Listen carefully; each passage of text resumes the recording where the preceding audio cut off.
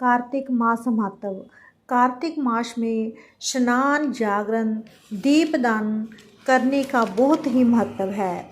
जो व्यक्ति कार्तिक मास में दीप अर्पित करता है उसे वह सुख प्राप्त होता है जो 100 यज्ञों या 100 तीर्थों से भी प्राप्त नहीं किया जा सकता। कार्तिक मास में दीप जलाना भगवान श्री कृष्ण जी की सेवा ही है। भगवान श्री कृष्ण के मंदिर के अंदर और बाहर जो व्यक्ति दीपमाला करते हैं उन्हें भगवान विष्णु के स्वरूप की प्राप्ति होती है। कार्तिक में स्नान, जागरण, दीपदान तथा तुलसी के पौधे की रक्षा करने वाले मनुष्य साक्षात भगवान विष्णु के समान ही हैं। अध्याय 2। भगवान श्री कृष्ण आगे बोले, हे प्रिय, जब गुणपति को राक्षस द्वारा अपने पति एवं पिता के मारे जाने का समाचार मिला तो वे विलाप करने लगी। हे नाथ, हा पिता, मुझको त्याग कर तुम कहाँ चले गए? मैं अकेली स्त्री तुम्हारे बिना अब क्या करूं? अब मेरे भोजन, वस्त्र आदि की व्यवस्था कौन करेगा? घर में प्रेम पूर्वक मेरा पालन पोषण कौन करेगा? मैं कुछ भी नहीं कर सकती। मुझे विधवा की रक्षा कौन करेगा? मैं कहाँ जाऊंगी? मेरे पास तो अब कोई ठिकाना भी नहीं रहा। इस प्रकार विलाप करते हुए गुणवती चक्कर खाकर धरती पर गिर पड़ी और बेहोश हो गई। बहुत देर बाद जब उसे होश आया तो वह पहले की भांति विलाप करते हुए शोक सागर में फिर से डूब गई।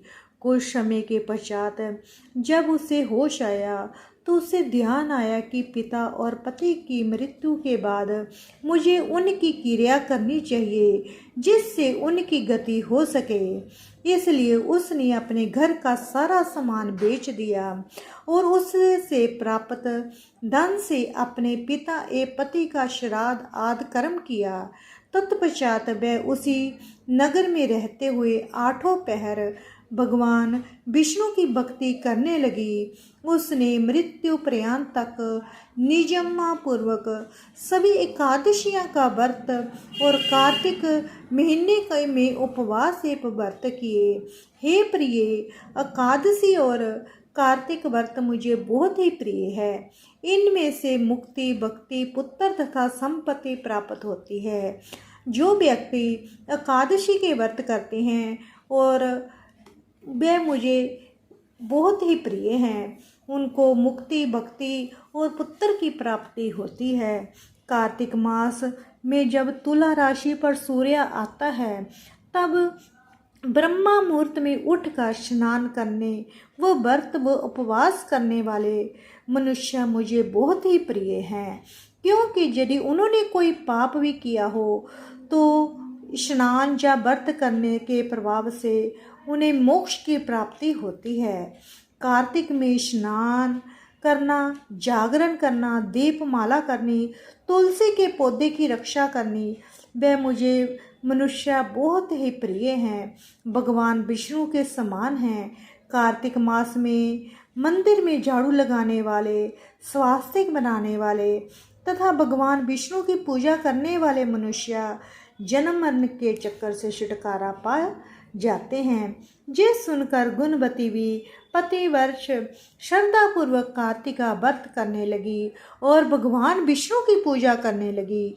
हे प्रिय, एक बार उसे जबर हो गया और वे कमजोर भी हो गई।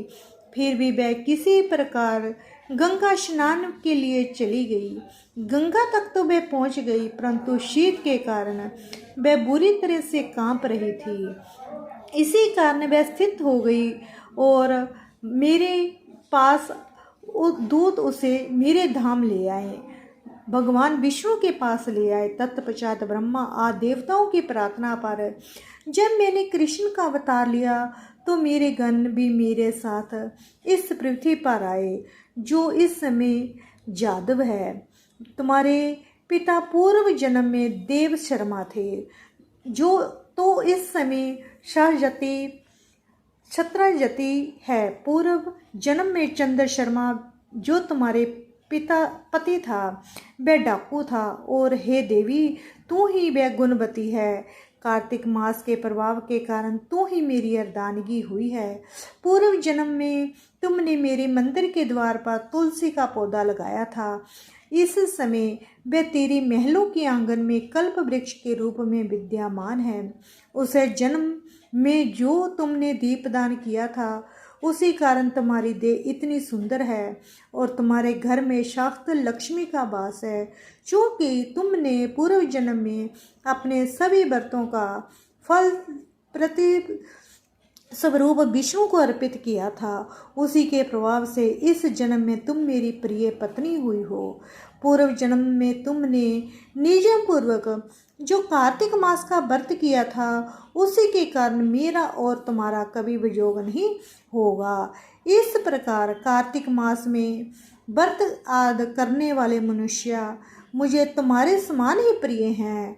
दूसरे जप तप जग दान करने से प्राप्त फल कार्तिक मास में किए गए व्रत के फल में बहुत थोड़ा होता है।